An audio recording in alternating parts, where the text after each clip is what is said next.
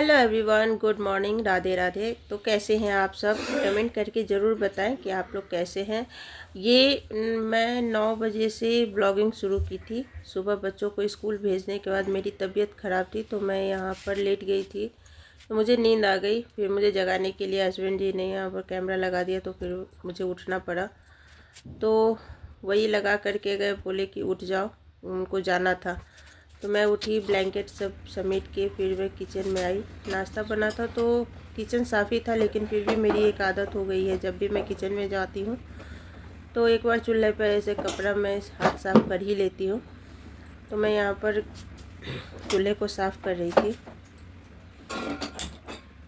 चूल्हे को साफ़ करने के बाद मैं यहाँ पर बैठा दी थी गर्म पानी, क्योंकि मैं सो गई थी। और सो के उठने के बाद कभी भी दिन में मैं कभी भी सो के अगर उठती हूँ ना, तो मुझे वो पानी, गर्म पानी चाहिए ही।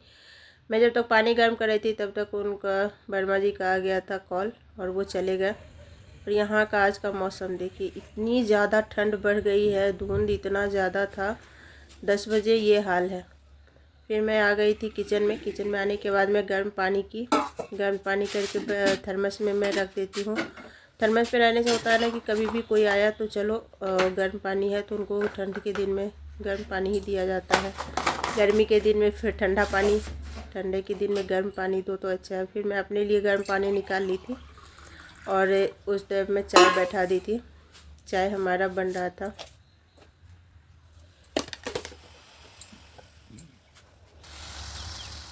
यहाँ हमारा चाय बॉयल हो गया है, उबल गया है। और यहाँ पर देखिए, मतलब 9:30 बजे के करीब में ये मौसम का हाल है सिलीगुड़ी का। आप लोगों के वहाँ आप लोगों के वहाँ मौसम का क्या हाल है वो बताइए। फिर मैं चाय छानी, और जब तक मैं चाय छान रही थी तो हमारे टोटो के ड्राइवर साहब भी आ गए थे। तो मैं उनको चाबी दी, चाबी दे करके वो टोटो लेके चले गए। फिर मैं बैठ के चाय पीने के बाद थोड़ी सी राहत लगी ठंड से, तो मैं उठ गई थी। कपड़ा मशीन में लगा करके मैं सोई थी। तो सब मैं कपड़ा डाल देती हूँ क्योंकि हल्का हल्का धूप था। अगर नहीं डालो तो फिर वो भी नहीं सूखता है। जाड़ा के दिन में तो वैसे भी मौसम की वजह से कपड़ा 2 दिन में सूखते हैं। देखिए यहाँ पर थोड़ा सा धूप निकल गया था। ये धूप ना बस आधा से 1 घंटा ही रहा था, उसके बाद फिर धूप चली गई थी। लेकिन फिर भी मैं सोची कि चलो डाल देते हैं पहले कपड़ा ही। तो मैं यहाँ पर डाल दी। अब मेरी हाइट पर कोई सवाल ना उठाए, मैं अपने घर में सबसे ज़्यादा लंबी हूँ। वो अलग बात है कि हमसे भी लंबे आदमी हैं, तो कोई बात नहीं, होता है ऐसे ऐसे।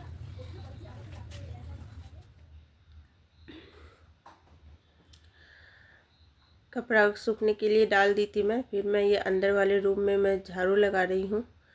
पूरा घर में मैं झाड़ू लगा करके, सुबह का झाड़ू लग चुका था, लेकिन एक यहाँ पे पोछा लगाना था, इसलिए मैं फिर से एक बार झाड़ू लगा दे रही थी। झाड़ू लगाने के बाद पोछा लगाऊंगी। फिर मैं यहाँ से झाड़ू लगा करके, घर में झाड़ू लगाने के बाद फिर मैं यहाँ मिट्टी वाले घर में आ गई थी। यहाँ पर भी पानी की वजह से ना ये 1 हफ्ते में ही ऐसा ग्रीन ग्रीन होने लगता है, पता नहीं क्यों। तो आज बुधवार था, तो मैं सोची कि चलो बुधवार है तो इसको भी ज़रा सा साफ़ सफाई कर दे। इस रूम का झाड़ू तो लग ही जाता है, लेकिन निपा हुआ तकरीबन 4-5 दिन हो गया था, नहीं 1 हफ्ता जैसा हो गया था। और अब ठंड ज़्यादा बढ़ गई है तो इस रूम में ही खाना पीना बनेगा, तो इस घर की साफ़ सफाई भी मैं हमेशा करते रहती हूँ। मैं यहाँ पर झाड़ू लगा ली थी। झाड़ू लगाने के बाद मैं यहाँ पर नीपने लगी थी कि नीप देती हूँ पूरा घर। जो घर अगर नीपा हुआ रहता ना तो बहुत अच्छा लगता है। मिट्टी का घर किस किस को पसंद है, मुझे तो बहुत पसंद है। अब टाइम नहीं होते हैं, बच्चे लोगों को जल्दी जल्दी सुबह में करना होता है तो मैं गैस पर करती हूँ, वरना अब शाम का खाना तो मोस्टली मैं इसी पे करूँगी, लकड़ी के चूल्हे पे ही बनाऊँगी। यहाँ पर मैं पूरा नीप करके घर निकल गई थी। और ये हमारा आंगन था, सोचे चलो आंगन को मैं धो देती हूँ। यहाँ पे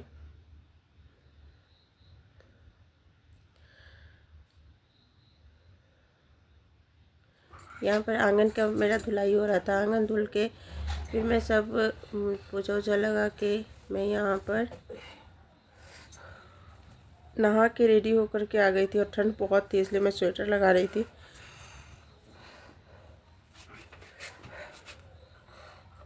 और मैं किचन में ही आ गई थी क्योंकि बच्चे लोगों का आने का टाइम हो गया था, 11:30 हो गया था, 11:30 पौने 12 करीब हो गए थे। और मुझे यहाँ पे खाना बनाना था। मैं ऊपर से बर्तन सब उतार ले रही हूँ। पहले मैं चावल बैठा दूँगी क्योंकि चावल हो जब तक में होंगे तब तक में मैं बाकी तैयारी कर लूँगी। तो यहाँ पर मैं चावल निकाल के धो रही थी। या तो आपके पास अगर टाइम ना हो ना तो चावल धो के एक ही बार पानी डाल करके आप उसको जो है सो बैठा दो, अच्छा चावल बनता है। मैं 4-5 बार धो ली थी। मैं उतना दिखलाई नहीं, कट कर दी थी क्योंकि वीडियो लंबा हो जाता। तो यहाँ पर मैं चावल बैठा दी और अब मैं जाऊँगी अपने किचन गार्डन में। किचन गार्डन से मैं साग तोड़ करके लेके आऊँगी क्योंकि मुझे आज बनाना था दाल वाला साग। और वो रिकॉर्डिंग ना पता नहीं कहाँ मेरा मिस हो गया, टूटने वाला साग तोड़ने वाला। तो मैं यहाँ पर साग लेकर के आ गई थी और यहाँ पे बैठी हुई थी चूल्हा के किचन के पास ही। मैं बैठ के इसको साफ़ कर रही हूँ और इसे अच्छे से मैं धो रही हूँ। धोने के बाद 4-5 पानी से इसको अच्छे से धो लूँगी। ऐसे घर का साग था तो कुछ खास गंदा था नहीं, लेकिन फिर मैं यहाँ पे कुकर में डाल दी हूँ नमक, हल्दी और इसमें डाल दूँगी दाल। ये वाली दाल ना मेरे बच्चे बहुत पसंद करते हैं। आप लोगों के घर में पसंद आता है तो और इसे क्या बोलते हैं? हम लोग इसको दल सग्गा बोलते हैं, दल सग्गा। और ये ना नेपाली पालक है। आप लोगों के यहाँ नेपाली पालक को क्या बोलते हैं कमेंट करके ज़रूर बताइएगा। तो ये नेपाली पालक है। यहाँ पे मैं काट ले रही हूँ। काटने के बाद में इसे भी मैं डाल दूँगी कुकर में। इसे बंद करके कुकर में बैठा दी। देखिए ये हाल है यहाँ पर 11:30 पौने 12 बजे का मौसम का हाल ही ऐसा है सिलीगुड़ी का। और एक तरफ भात भी हमारा लगभग हो चुका था, थोड़ा सा और बाकी था। और मैं यहीं पर भात को मार में निकाल लूँगी चावल से। पहले जब चूल्हा पे बनाती थी ना, जब मम्मी सब थी तब चूल्हा पे बनता था और मैं बिहार में रहती थी तब। तो मार पसाने वाला जो ड्यूटी होता था ना वो मम्मी करती थी। मुझे बहुत डर लगता था और मैं मम्मी जी के रहते भर में कभी भी मार नहीं पसाई थी। अब तो मैं कर लेती हूँ। पता नहीं माँ बाप जब होते हैं तो एक अलग ही नखरा होता है बच्चों का। और यहाँ पर हो गई थी दाल। ये है केला का कोफ्ता। ये बिटिया बनाई थी इसलिए इसका रेसिपी मैंने यहाँ पे नहीं डाला क्योंकि वो कंफर्ट नहीं होती है कैमरा में आने के लिए। उसके वजह से कोफ्ता बनने के बाद फिर मैं यहाँ पर दाल के तड़के का सारा व्यवस्था कर रही थी। दाल का तड़का लगाऊंगी। इसमें लहसुन का जो भी दल सग्गा होता है ना, उसमें लहसुन का जो तड़का होता है, फ्लेवर होता है, वो बहुत ही अमेजिंग आता है। आप लोग अगर बनाते हो तो मालूम होगा। यहाँ पे मैं डाल दी हूँ घी। घी को मेल्ट कर लूँगी, गर्म हो जाएगा। फिर इसमें डालेंगे जीरा।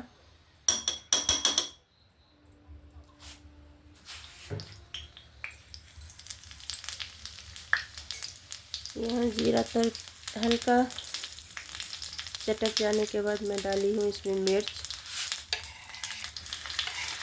फिर मैं डाल दूँगी इसमें लहसुन और लहसुन को भूनना है हमें। तो ये कुकर तो मैं खोल दूँगी और इसे मैं तड़का डाल करके ना एकदम से तुरंत ढक दो, उसको ना खुला नहीं छोड़ते हैं। और चटनी ये कैसे भूल सकते हैं हम, थाली का जायका जो होता है वो चटनी से ही होता है। मैं ज़्यादातर ना अपने खाने में चटनी और सलाद जो है सो रखती हूँ, लेकिन सलाद आइटम आज नहीं था तो सिर्फ चटनी से मैं काम चलाऊँगी। तो यहाँ पर मैं चटनी के लिए जो था जो मूली डाली थी, धनिया पत्ता मिक्सी जार में डाल दी थी। और यहाँ पर अदरक, लहसुन और मिर्च को मैं तेल में फ्राई कर रही हूँ। नमक डालूँगी और वहाँ पर एक नींबू का अचार। नींबू के अचार से ना बहुत अच्छा फ्लेवर आता है। आप लोग एक बार ट्राई कीजिएगा ज़रूर। अगर खाए हैं तो कौन कौन खाए हैं वो बोलिएगा, और अगर नहीं खाए तो एक बार ट्राई ज़रूर करिएगा। फिर मैं यहाँ पर चटनी जो है सो निकाल दूँगी। चटनी में थोड़ा सा भी वेस्ट नहीं होने देती हूँ। तो यहाँ पर मैं चटनी निकाल के, ये देखिए हमारा चटनी तैयार है। चलिए अब मैं थाली लगा लेती हूँ। यहाँ पर मैं लगा दी हूँ चावल। चावल के बाद यहाँ पर डाल दी हूँ, ये हो गया दाल हमारा। दाल के बाद हो गया केला का कोफ्ता सब्जी में, और ये रही चटनी। तो आज की हमारी थाली कैसी लगी, और वीडियो पसंद आए तो लाइक सब्सक्राइब और कमेंट ज़रूर कर दें। मिलते हैं एक नए ब्लॉग में। Bye bye.